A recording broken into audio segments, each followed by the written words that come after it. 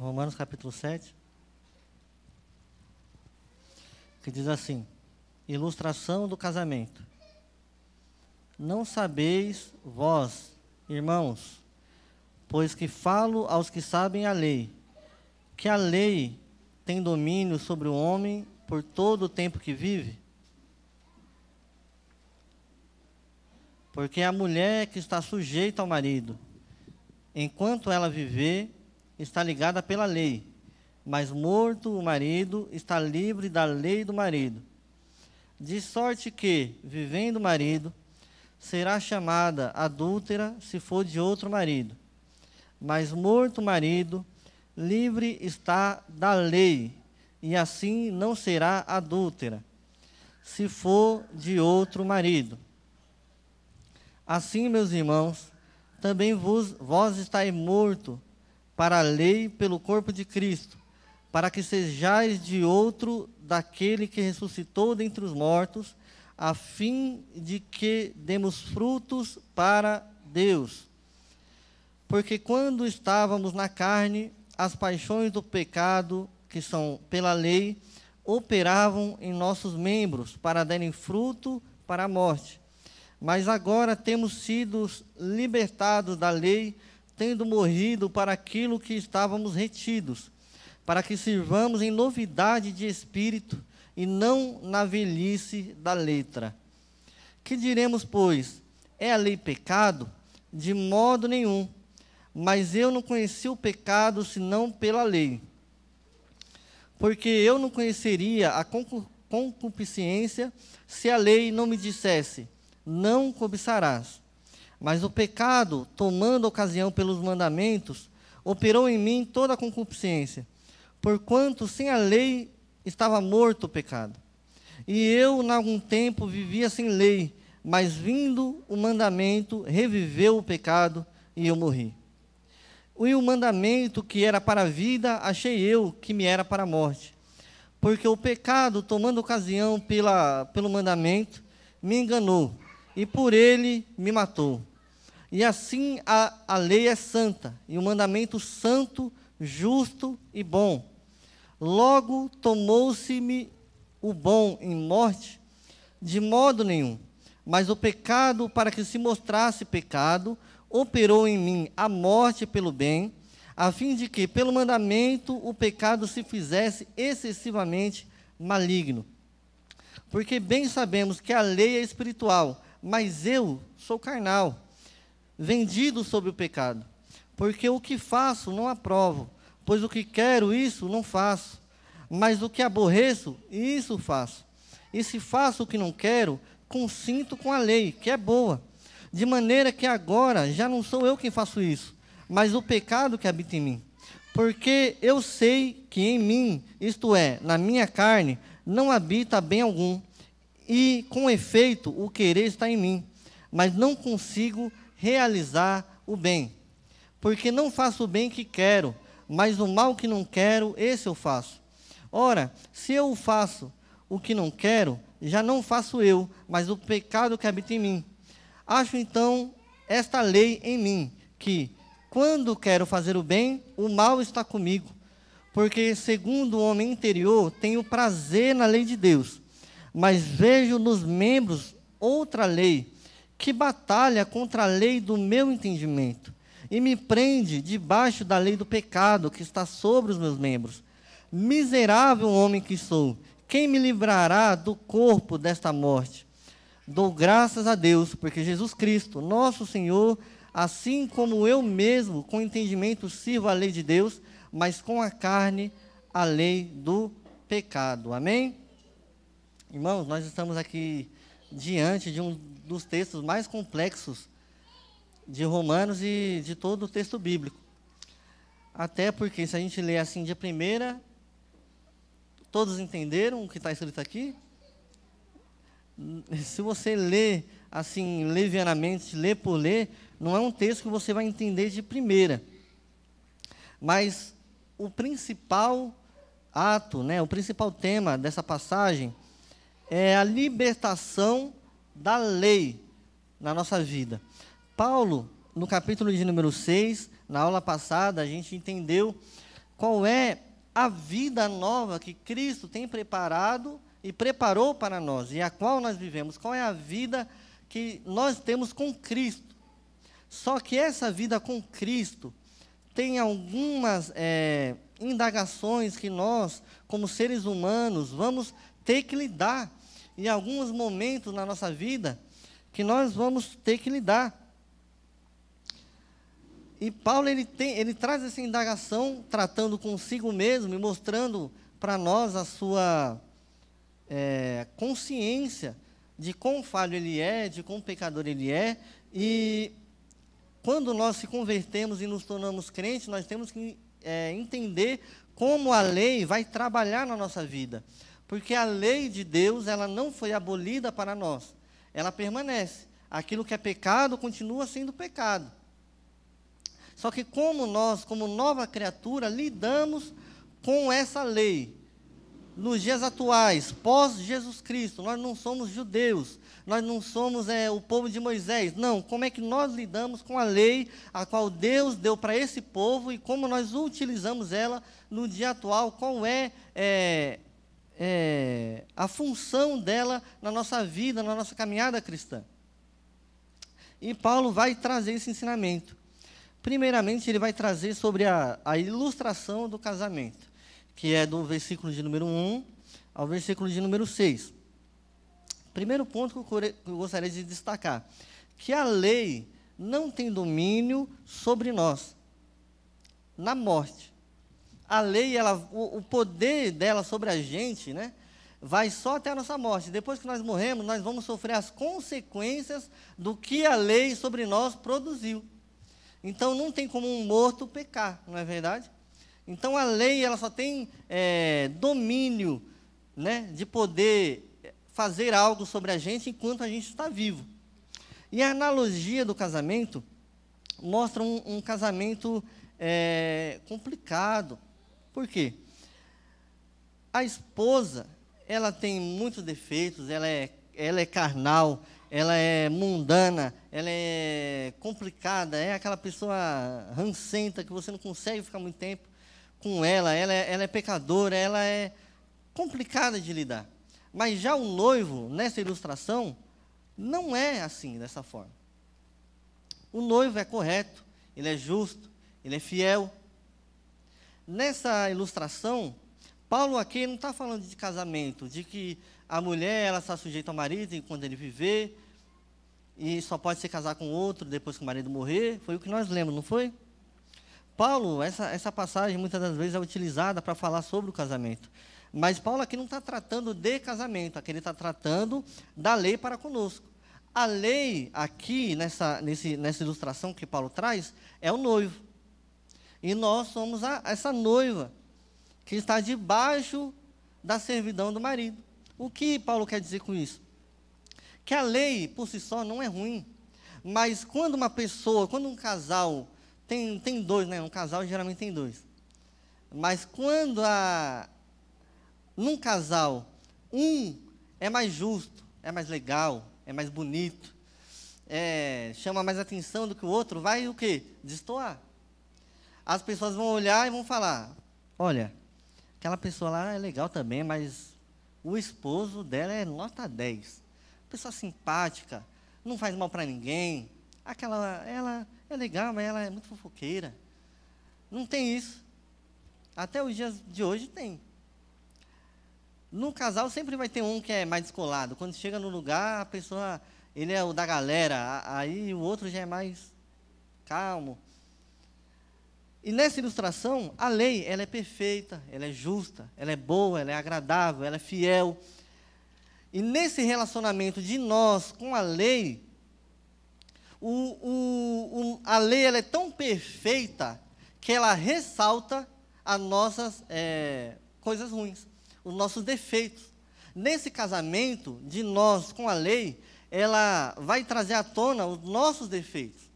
Como nesse casamento que eu exemplifiquei para você. Às vezes, se você tivesse com uma pessoa que fosse menos legal do que você, os seus defeitos não seriam tão aparentes, né? Talvez aquela mulher que é mais cara fechada e casou com um rapaz, com um homem Engraçado. Aí, às vezes, ela nem é tão cara fechada, mas o rapaz ele é tão alegre, Daiane, que o pessoal olha para o casal e fala, não, ele é muito alegre, mas ele é muito cara fechada. Agora, se ela tivesse casado com um rapaz mais cara fechada, ela seria a alegre da relação. Essa é a relação a qual a lei tem com a gente. A lei, ela realça o nosso defeito, porque ela é perfeita. Ela é perfeita. Se nós seguimos nosso relacionamento com a lei, por isso que pela lei a gente não pode ser salvo, porque é como a gente querer, sendo essa noiva falha, mundana, pecaminosa, carnal, a gente querer ser santa, bondosa, perfeita e agradável como marido. Nós não conseguimos. A lei, ela institui um teto que a gente não consegue alcançar. Irmãos, guarda aí o Romanos capítulo 7, mas vai abrindo Êxodo 20, que a gente vai ler os 10 mandamentos. E a lei, ela coloca isso. A gente não consegue alcançar o que ela propõe que a gente faça. E por isso que a gente vem falando desde o começo. O Paulo vai falar sobre aqueles amostrados que diziam que eram santos, né? Que diziam que seguiam a lei, que diziam que iam para o céu por causa da lei, e ele vai o quê? Tirando tudo isso para mostrar que a lei é boa porque ela ressalta os nossos defeitos, mas ela não vai nos salvar, porque pela lei nós não conseguimos nos salvar. Quem achou aí Êxodo 20? Eu ia deixar mais para frente, mas eu acho que é importante. Êxodo capítulo 20.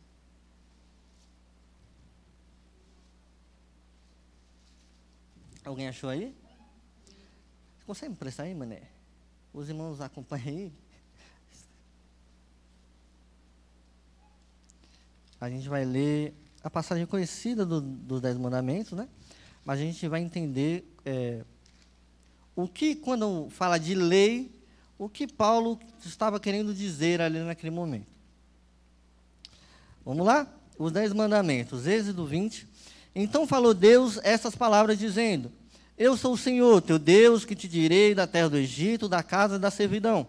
Não terás diante de mim outros deuses, não farás para ti imagem de escultura, nem alguma semelhança do que há em cima dos céus, nem embaixo da terra, nem nas águas, nem debaixo da terra. Nem te encurvarás a elas, nem as servirás, porque eu, o Senhor teu Deus, sou Deus zeloso, que visito a maldade dos pais, dos filhos, até a 3ª e 4ª geração daqueles que me aborrecem. E faço misericórdia em milhares aos que amam e guardam os meus mandamentos. Não tomarás o nome do Senhor teu Deus em vão, porque o Senhor não terá por inocente o que tomar o teu nome em vão. Lembra-te do dia do sábado, para santificar.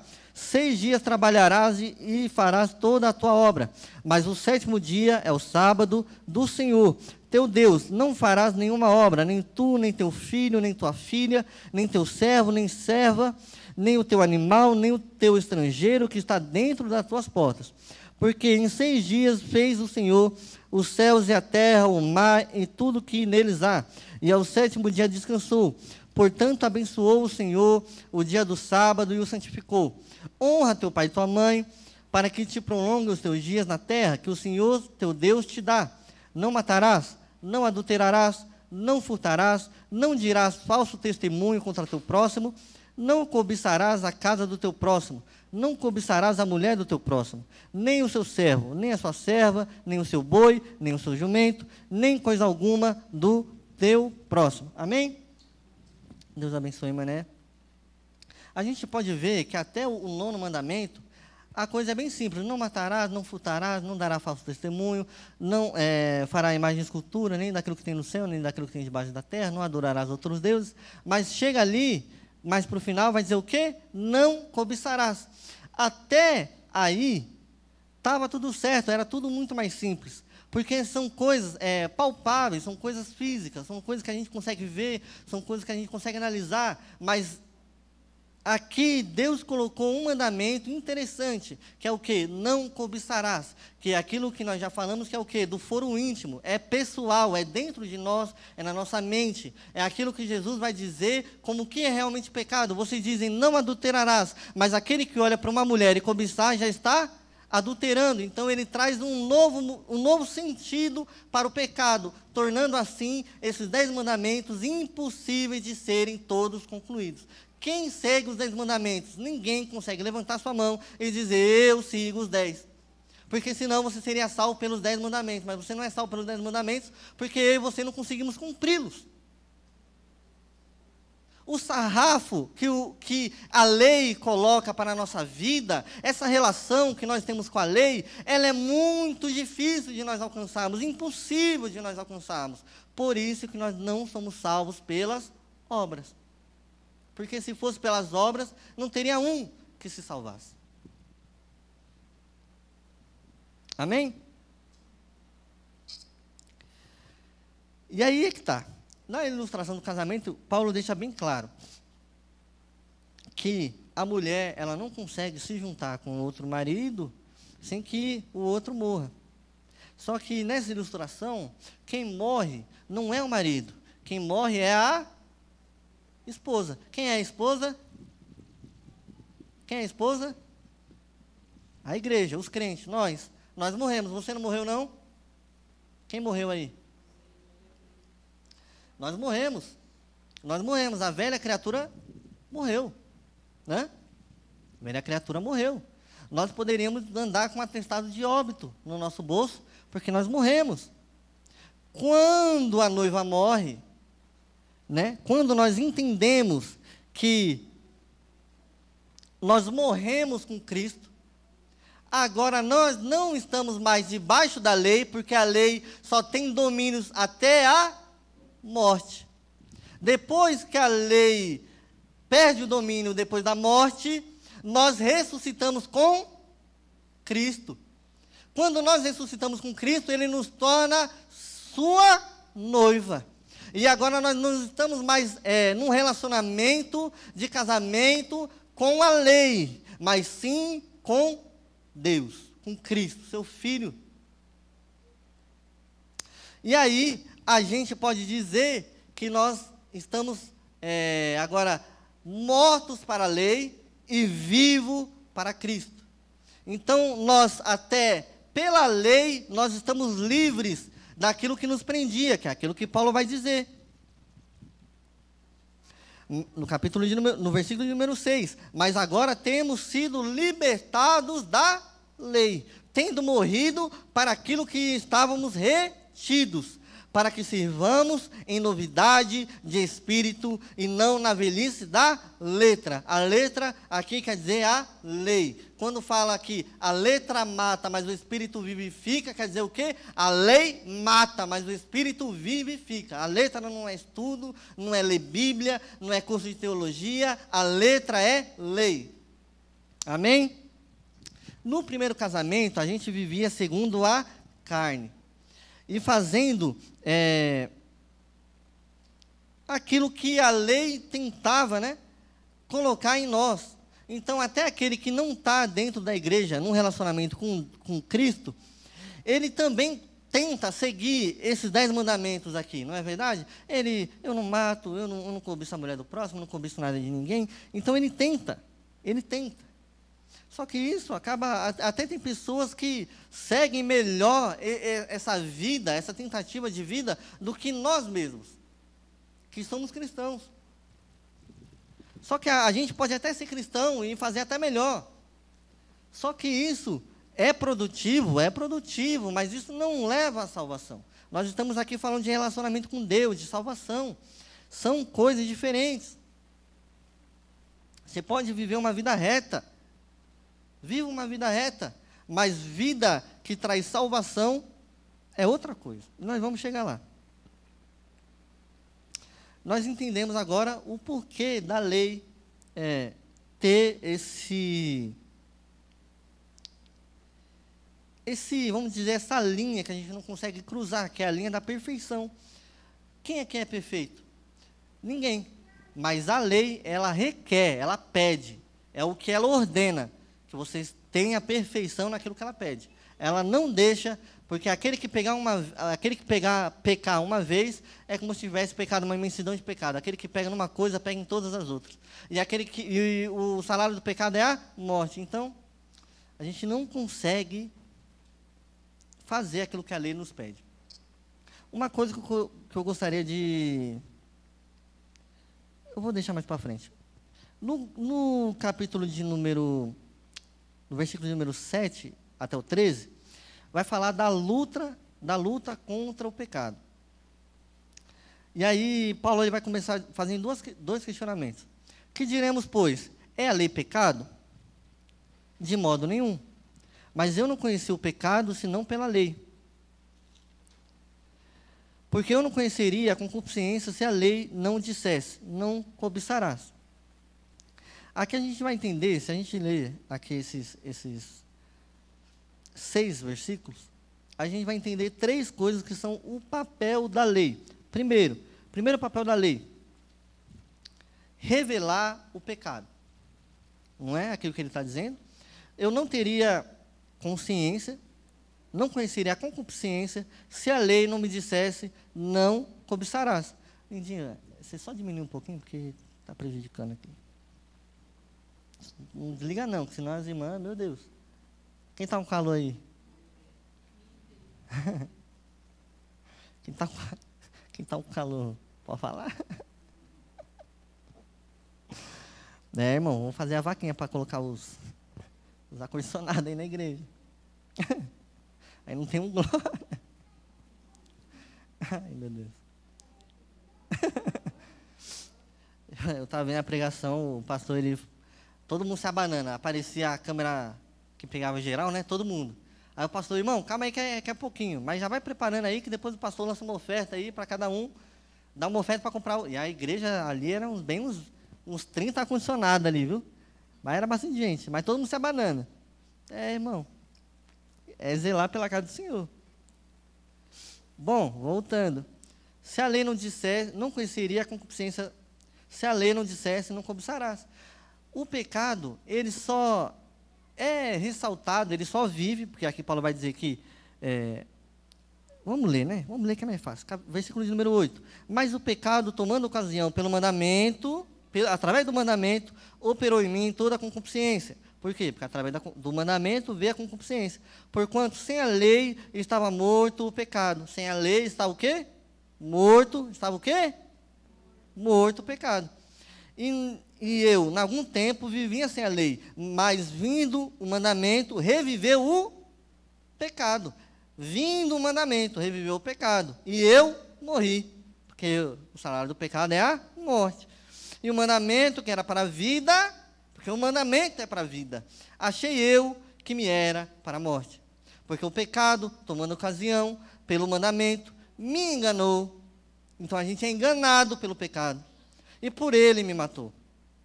E assim a lei é santa. Ou o que nós dizemos, a lei é o quê? A lei é pecado? Não, a lei é santa. E o mandamento é santo, justo e bom. Logo tornou-se-me o bom em morte. Então aquilo que era bom me matou?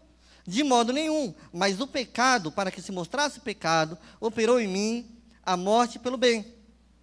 A fim de que, pelo mandamento, o pecado se fizesse excessivamente maligno. Então ele faz o quê? Ele revela o pecado. Ele desperta o pecado. Falei até bonito. E condena o pecado. Isso tudo é o papel da lei. A lei, ela nos mostra o que é pecado, ela faz até a gente definhar mais no pecado, porque aquele que não procura a salvação do pecado, o destino dele é só se lambuzar mais no pecado. E a lei, ela condena o pecado, porque o quê? Pelo mandamento, o pecado se fizesse excessivamente maligno. Então, a lei, ela traz o quê? Ela tira o nada a ver, ela tira o isso é normal, ela tira o isso é comum, isso todo mundo faz, ela vai tirando isso e deixa excessivamente maligno aquilo que é mal. Mas uma coisa que é interessante a gente pontuar, que sem lei não há pecado. Sem lei não tem pecado. Não posso eu, Abraão, falar algo que a Bíblia não fala. Falar que é pecado, aquilo que a Bíblia não fala. Falar que é erro, aquilo que a Bíblia não fala. Porque aonde a Bíblia se cala, eu tenho que me calar. Aonde a Bíblia abre a minha boca se abre, irmão Sérgio. Mas aonde a Bíblia não fala, irmão Abraão, vai ter animais no céu. Aí você pode fazer, alienígena existe. Segundo a Bíblia, na Bíblia não fala nada. Então eu não tenho que utilizar nem desutilizar. A Bíblia não fala nada. E ponto. Aonde a Bíblia se cala, o profeta se cala. Ponto. A Bíblia é o nosso maior direcionamento, é a maior revelação, é a maior profecia, é o maior tudo. É por ela que nós estamos aqui, por causa dela. Se ela não chegasse até a gente e alguém, através dela, não tivesse lido, não tivesse falado a palavra de Deus que está revelada aqui, não teria sido nada. Não teria acontecido nada. Bom, então, isso é muito importante de saber. Sem lei, não há pecado. Porque sem a lei, o pecado está morto. Amém? Nós já lemos os 10 mandamentos.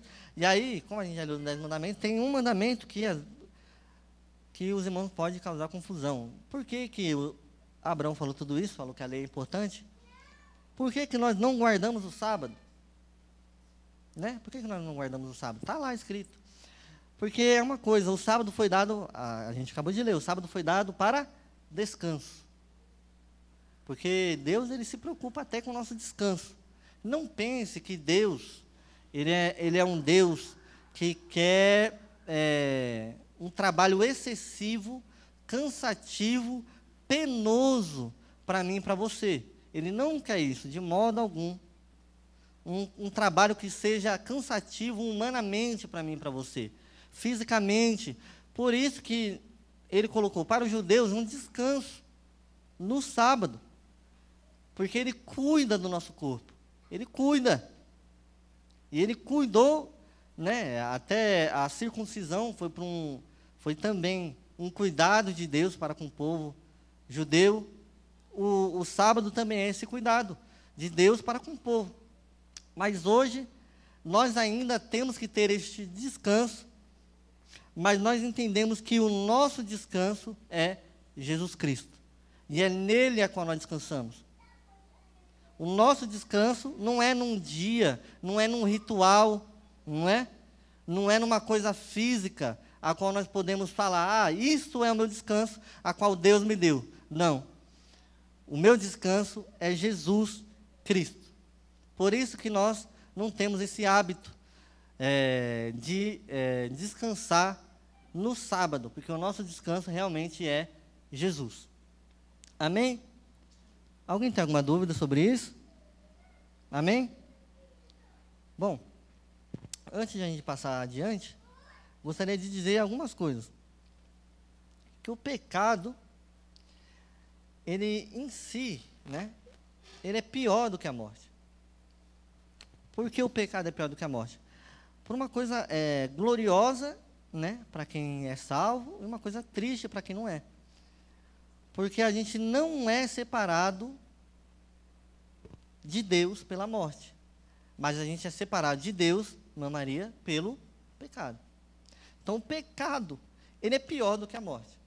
Aquele que peca, ele é pior do que aquele que está morto, mas está salvo.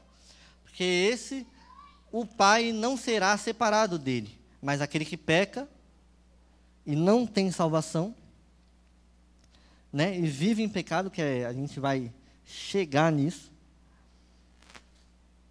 a gente tem como mais danoso o pecado do que a morte. Amém? Vamos lá. Agora já está acabando já, irmãos. Fiquem em paz. Capítulo de número 14, ou versículo de número 14, perdão. Glória a Deus. Porque aqui vai falar um pouco sobre a natureza pecaminosa, sobre o entendimento que Paulo tinha sobre ele mesmo. Amém? Porque bem sabemos que a lei é espiritual, mas eu sou o quê? Carnal, vendido sob o pecado. Porque o que eu faço não aprovo, pois o que quero, isso não faço, mas o que aborreço, isso faço. E se faço o que não quero, consinto com a lei, que é boa. De maneira que agora já não sou eu quem faço isso, mas o pecado que habita em mim. Porque eu sei que em mim, isto é, na minha carne, não habita bem algum. E com efeito, o querer está em mim, não consigo realizar o bem. Porque não faço o bem que quero, mas o mal que não quero, esse faço. Ora, se eu faço o que não quero, já o não faço eu, mas o pecado que habita em mim. Acho, então, esta lei em mim, que, quando quero fazer o bem, o mal está comigo. Porque, segundo o homem interior, tenho prazer na lei de Deus, mas vejo os meus membros outra lei, que batalha contra a lei do meu entendimento e me prende debaixo da lei do pecado que está nos meus membros. Miserável homem que sou, quem me livrará do corpo desta morte? Dou graças a Deus por Cristo Jesus. Calma aí, eu vou deixar o 25 para o final. Primeira coisa, algo que a gente está bem acostumado a lidar. Algumas coisas têm que ser destacadas, né? Algumas verdades têm que ser destacadas nesse texto. Em primeiro lugar, que foi aquilo que eu falei logo no começo, que quando nós somos salvos, e quando nós temos entendimento, e quando nós viramos crentes, a vida cristã, ela traz alguns conflitos de vida, né, que a gente tem que lidar. E agora a gente vai tratar, porque Paulo ele traz à tona esses conflitos de vida cristã. Como, por exemplo, a nossa grande hipocrisia. Como nós dizemos que somos povo de Deus, se nós fazemos o mal? Como eu posso dizer que eu quero fazer o bem, mas eu não consigo fazer o bem? Muito pelo contrário, meu Abraão, eu faço mais o mal do que o bem. Agora, você como verdadeiro cristão, analisando isso, e é aquilo que Paulo traz, quando ele fala aqui, né? Miserável homem que sou, né? Olha só, é essa a reação que nós devemos dizer. Mas que miserável homem que sou. Porque eu digo que sou de Deus, mas não efetuo as suas obras. Eu digo que sou santo, mas na verdade os meus membros, igual ele diz aqui, os meus membros lutam contra o meu espírito, a qual resultam em outro resultado. O meu entendimento luta contra as minhas ações, porque eu tenho entendimento que aquilo que eu estou fazendo é errado. Será que isso não passa na minha e na sua vida? Né? Esse autoentendimento, será que você com tanto tempo de cristão não consegue ter essa autoanálise e ver no seu dia a dia quantas ações não cristãs nós temos durante o nosso dia a dia e o nosso entendimento não grita com a nossa carne? É o que Paulo está falando aqui. Vai dizer para mim que isso não é um conflito a qual um cristão vive diariamente. É algo que, se você for procurar aí, você vai achar crentes que saíram das igrejas por conta desse conflito. Como eu posso estar indo para a casa de Deus, adorar a Deus, sendo que eu tenho esse conflito acontecendo dentro de mim? Como é que eu posso ir para a igreja se eu, quando saio dela, cometo tantos atos ruins e tantas coisas pecaminosas? E isso também impede aqueles que estão do lado de fora de adentrarem para dentro, porque fala o quê? Olha, você está olhando para mim, você está vendo a multidão de coisas de errado que eu faço? Como é que eu vou entrar dentro da casa de Deus, dobrar nos meus joelhos e falar com o Pai? Eu não tenho direito de entrar dentro das portas. Agora você vai dizer para mim que se esse não é um dos, é um bom, grande motivo para a gente indagar a nossa caminhada cristã. Isso, meu irmão, é coisa de crente maduro. Crente que não tem esse tipo de pensamento é crente menino ainda. Se você não tem esse pensamento ainda, você tem que amadurecer na fé, porque você não está entendendo aquilo que está sendo pregado nessa casa. Paulo aqui ele está demonstrando uma maturidade e falando com crentes que ele supostamente também está crendo, assim como eu nessa noite, estou crendo que você tem maturidade para entender o que Paulo está falando aqui. Da mesma maneira, Paulo está falando para romanos, com a maturidade que ele tem, e crendo que eles não têm a maturidade para discernir o que ele está falando. É necessário maturidade para assumir erros. É necessário maturidade para assumir o quão miserável homem que eu e você é. Nós não somos bons. Ah, irmão Abraão, mas eu sou tão legal, mas tu é miserável. Nós precisamos ter essa maturidade. Nós precisamos ter esse discernimento na nossa vida. Eu não estou falando aqui de vida sem pecado. Eu estou falando aqui de vida com Deus, com entendimento e discernimento de Deus. Por isso que muitas das vezes a gente não consegue ler a Bíblia, porque falta o quê? Maturidade, entendimento, discernimento. Por isso que a gente não consegue entender muitas das vezes a palavra, porque falta o quê? Maturidade, entendimento e discernimento. Nós temos que amadurecer. A igreja brasileira evangélica vive um momento de imaturidade. Como é que fala? Nos gráficos, né? Nas pesquisas, os cristãos estão aumentando. Mas será que os salvos estão aumentando ou é só os cristãos? Ou será que é só os crentes? A comunidade evangélica cresce cada ano mais no país. E os shows gospels crescem mais cada vez no país. E em comparação ao 1980, o salto foi de 200%. Uma coisa estrondosa, magnífica. Mas será que o número de salvos que vai entrar para o céu, brasileiros, está aumentando? Eu acho que não. Eu acho que é mais uma tática de criar bebês evangélicos que se dizem crentes, que não conseguem comer comida de verdade e que buscam as coisas da terra, não as coisas do céu, que buscam, um bebê mesmo, que não tem pudor, não tem pudor. Ele bate pelo seu brinquedo, mas ele também chora e esperneia para o pai dar o carrinho para ele. Vai dizer que você não conhece um crente, ou alguém que se diz crente, assim, dessa maneira.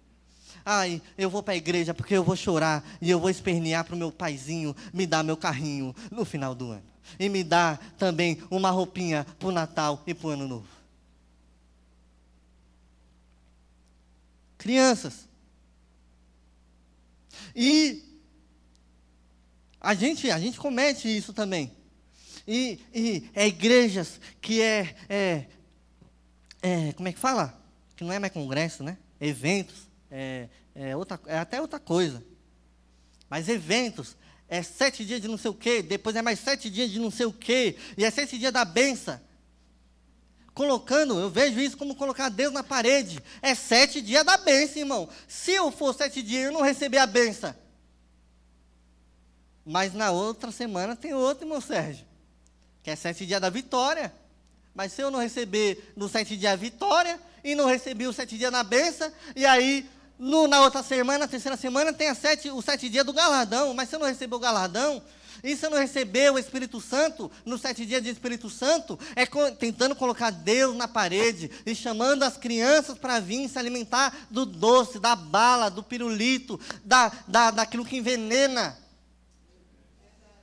E aí quando chega numa congregação que pode não ter 40 pessoas, pode não ter 50, 100, 200, mas prega realmente a palavra, não consegue se alimentar, porque é necessário fazer uma hemodiálise forte naquele sangue que já está contaminado. Eu posso dizer, eu sou uma pessoa com paladar extremamente infantil. E eu me lembro que eu fui voltar a comer muitas coisas, já adulto, porque eu me forcei, eu falei, eu tenho que comer abóbora, gente, não é possível. Não consigo comer abóbora. Fui voltar a comer abóbora recentemente. Tomate. Eu falei, não é possível que eu tenho 20 anos e não consigo comer tomate. Não, pera lá. Agora eu como tomate, gostoso tomate. Mas por quê? Um paladar contaminado. Um paladar que se não for excessivamente doce, eu não conseguia tragar. Irmão, eu comia suspiro com Coca-Cola. Aí se tinha um bolo de chocolate lá, aí Nescau, 2 colherzinhas de açúcar, irmão, para ficar docinho. Por isso que eu não tomo Nescau. Porque eu só consigo tomar Nescau com açúcar. Sucrilhos. Bota lá umas 5 colheres de açúcar. Para ficar um doce de leite. É um paladar, né? Os irmãos estão horrorizados. Eu não sou mais assim, não. Estou mudando. Mas é um paladar o quê? Contaminado. É o que a comunidade evangélica vive. E aí, você pode ver, aqueles que vêm de outra congregação para ficar numa igreja como esta, é um trabalho árduo. Eles vêm que eles acham um tesouro, eles falam, meu Deus, achei um tesouro. Mas para ele se firmar, você pode ver que muita gente vem de outra igreja, e aí fica um tempinho, mas não dá o tempo de fazer hemodiálise, de tirar aquele açúcar no sangue, Joelma, e colocar uma vitamininha para ir, aí logo já corre de novo. Para o quê? Aonde tem o doce, aonde tem um caldinho de cana bom, todo culto. Então, até, você vê como é que as coisas de Deus são, né? Então, essa maturidade, né? E Paulo vai trazer uma coisa que nós estamos acostumados, que é o quê? A batalha incessante entre a carne e o espírito. Isso não é algo subjetivo, né? Como é que fala? Uma metáfora. Não, realmente há uma luta entre a carne e o espírito. E outra coisa, né? Que é o pecado na vida do cristão. Como é que nós tratamos o pecado? Porque como nós tratamos agora sobre a lei, como é que nós vamos tratar o resultado da lei, que a lei, qual é a função da lei? Ela ressalta o pecado. E agora, como é que a gente lida com o pecado, sendo crente? Sendo que nós dizendo que é nova criatura, dizendo que nós criatura renovada, santa. Nós temos que entender uma coisa, eu vou até ler aqui. A gente, lembra que a gente entendeu sobre a justificação, quem entendeu? Quem lembra? Que nós fomos justificados. Justificação, a palavra que muitos estavam falando e não estavam entendendo, estavam cantando e não estavam entendendo. Na justificação, a gente é liberto da culpa do pecado. Que é a justificação, irmão Abraão? É Jesus que morreu na cruz em remissão pelos nossos pecados. Ele morreu para nos salvar. Isso é justificação. Ele morreu não para possibilitar, não, ele morreu para nos salvar, é direto. Amém? Então ali ele tira a culpa do pecado que estava nas nossas costas. O pecado que foi cometido, que estava sendo cometido e que foi a vir a ser cometido. Na santificação, que é o resultado, lembra que a justificação, ela deságua na santificação. Como é que você pode dizer que alguém é justificado se ele não procura se santificar? Você vai dizer uma coisa, ele não foi justificado ainda. Ele não entendeu que Cristo morreu pelos seus pecados. Porque aquele que não traz sobre si a santificação, aquele que não procura se santificar, não procura matar os seus pecados, ele não foi justificado. Aquele que não foi justificado não vai para o céu. Amém? Então, na santificação, nós estamos sendo, é um processo, porque a justificação é um ato, a santificação, estamos sendo libertos do poder do pecado. Então, nós entramos aqui dentro da igreja, cheio de pecado, mas você não está mais com aquele tanto de pecado que você tinha quando você entrou na igreja, né? Amém? Amém? Glória a Deus. A irmã falou, era para ter diminuído? Era, irmão. Era para ter diminuído. Então, na santificação, que é o resultado da justificação, nós estamos sendo libertos do poder do pecado. E na glorificação, nós seremos libertos da presença do pecado. Ali, você pode ver que na santificação, o pecado, ele ainda está presente. Mas na glorificação, nós seremos libertos da presença do pecado. No céu haverá pecado? Não. Então, enquanto nós, como ser humano vivendo na terra, ser humano carnal, nós estamos ainda vivendo com o pecado. A gente ainda lida com o pecado no dia a dia. E uma frase aí para você entender, irmão. Uma coisa é fato, né? O pecado viver em nós é uma coisa, né? O pecado viver em nós é uma coisa. Agora, a gente viver no pecado já é outra coisa. já é outra coisa. Porque nós viveremos, enquanto aqui na terra, com um pecado dentro da gente. A gente acha, né, que tem até aquela brincadeira, olha, faltou água no batismo do varão, faltou água no batismo da irmã, porque a irmã não ficou, o velho homem ainda está aí. Mas justamente o que Paulo está falando aqui é que o velho homem ainda está dentro de mim, e o velho homem ainda está dentro de você. Ele ainda está por aí. E de vez em quando, diz aí, minha irmã, meu irmão, ele não quer aparecer, não? Ele não quer dar um... Espera aí que o Sérgio do Velho Testamento vai aparecer. Você não me conhece, só me conheceu crente. Hã? Isso nunca aconteceu com você, né? Ou, por mais que esse velho homem não tome as nossas ações, que é aquilo que Paulo está falando, e os meus membros dão frutos diferentes do que o meu pensamento tem, por mais que não seja fisicamente, no nosso coração está lá o velho homem, a velha Joelma, falando, mas se não tiver discernimento, mas se eu não fosse uma mulher de Deus.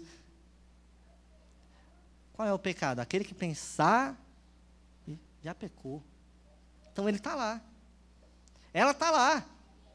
E nós estamos numa luta infindável, onde eu não... Não é a musiquinha? Então, a gente lida com o pecado no nosso dia a dia. O problema é a gente viver em pecado.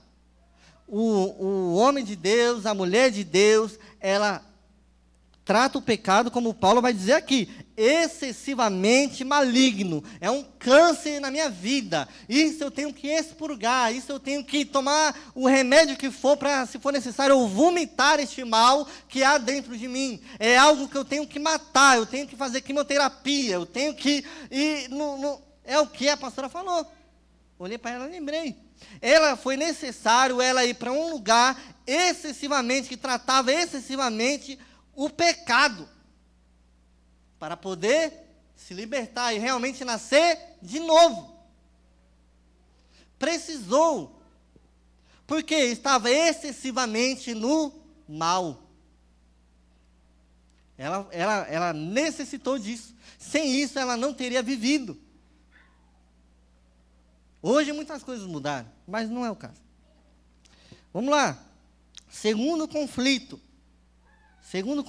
vai terminar em nome de Jesus, no tempo certo.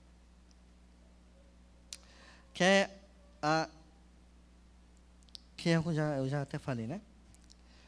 A gente não compreende o meu modo de agir. Você compreende? Você compreende o seu modo de agir? A gente é muito apto a dizer, eita, um hipócrita, ó. Mulher hipócrita, ó. Não é verdade? Aí geralmente vem a palavra que começa a briga. E tu é bom? Né? Quando a pessoa responde para nós, aí é terrível, complicadíssimo. Nós não compreendemos o nosso modo de agir, pois não fazemos o que a gente prefere, e sim o que a gente odeia. Não é verdade? A gente somos seres humanos conflituosos. Nós procuramos o conflito reina na nossa vida, né? A discussão, a discórdia. Por quê? Vai dizer, aqui fala muito isso, né? A mulher que não gosta que o marido põe a toalha molhada na cama, já. Mas vai dizer que... Aí a mulher vai, eu nunca, mas tem outra coisa, estou dando só um exemplo. Vai dizer que em 30 anos de casado, a mulher nunca pôs uma toalha em cima da cama. Vai dizer... Já pôs. Mas o marido passou e nem... Não olhou, né? Não chamou atenção. Mas se chamasse atenção como ela chamou, era outra briga. E aí a gente fica nesse conflito de que eu não gosto que você faça, mas eu faço aquilo que você não gosta. Aí você fala grosso comigo, eu não gosto que você fale grosso comigo. Aí quando eu vou falar, que não sei o quê, para de falar assim comigo. Eu não gosto. Você está falando grosso comigo. E aí você compreende, aí você consegue me explicar esse tipo de ser humano. E você conhece uma diferente desse, que não é hipócrita, que não é mentiroso, que não é falso. Aí eu não sou falso. Mas aí tira a falsidade, aí coloca a sinceridade. Aí a sinceridade como é que fala? Demais, né? Demasiado, né, Jama? Aí ela vira o quê? Uma pessoa grosseira. Né?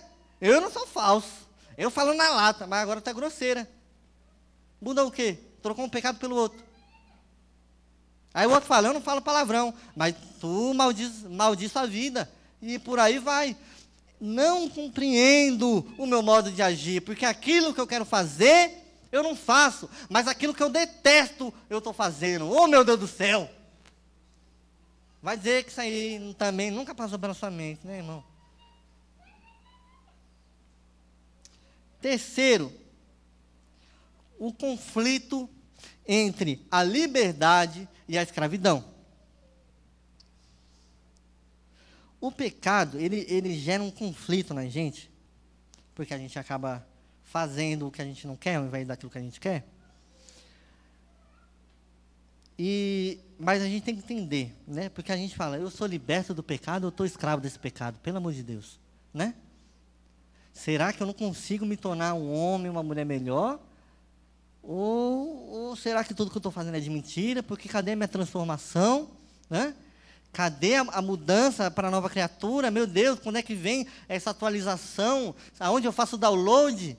Aonde eu tenho que comprar? Será que é uma roupa nova que eu tenho que vestir? Será que é mais culto que eu tenho que ir? Será que é mais oração? Será que é mais jejum? A gente tem que entender que existe uma diferença, irmão. Aonde o pecado sobrevive e onde ele reina. O pecado na nossa vida, ele tem que estar, igual nos filmes, quando a pessoa está lá nas máquinas, e fica aquele lá, né? Os batimentos cardíacos. Ele tem que estar nesse estado na nossa vida. Respirando por aparelhos. Porque sumir ele não vai. Ele não vai sumir. Mas nós temos que estrangular ele até ele só respirar a pulso na nossa vida. Para o pecado ser na nossa vida uma grande surpresa. Falar, meu Deus, eu pequei. Isso é algo difícil de acontecer. Mas a gente sabe, eu e você sabemos, que o pecado está sendo rotina na nossa vida.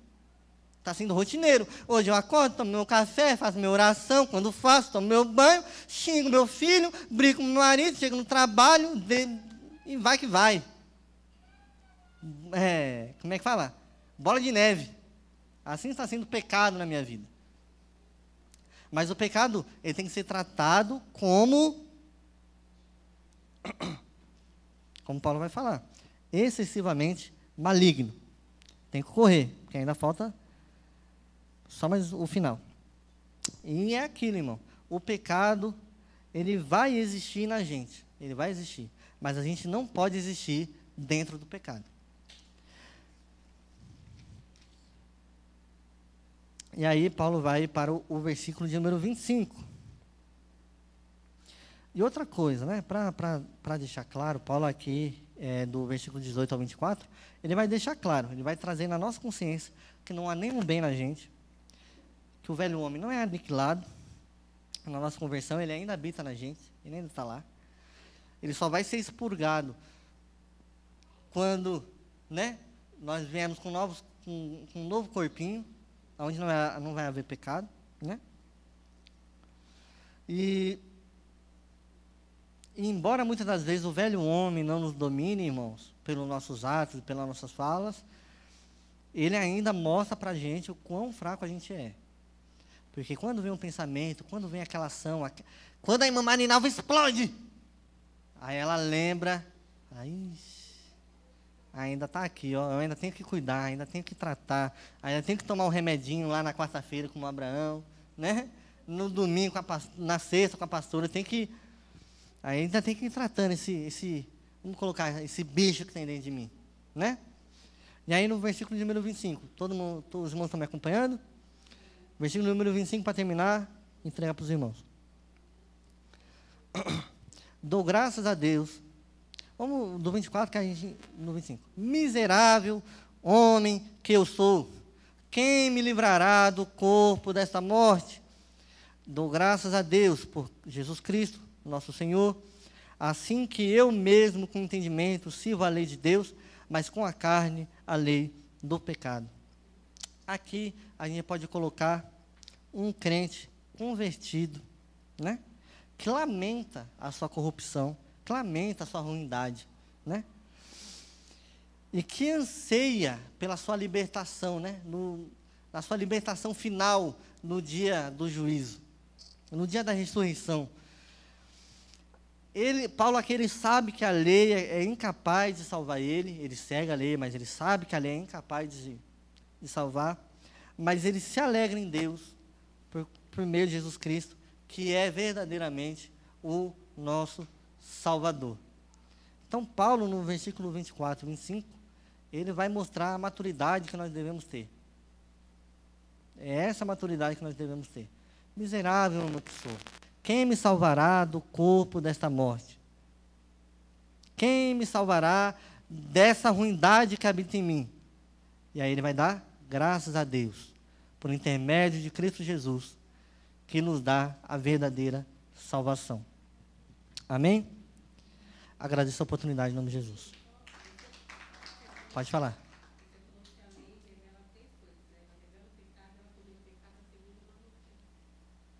Ela revela o pecado, ela desperta o pecado e ela condena o pecado. Ela revela o pecado porque a lei, ela só existe quando o pecado só existe quando há lei. Ela desperta o pecado porque quanto mais nós conhecemos a lei, mais nós pecamos. E ela condena o pecado porque ela requer a perfeição. Amém? Agradeço a oportunidade.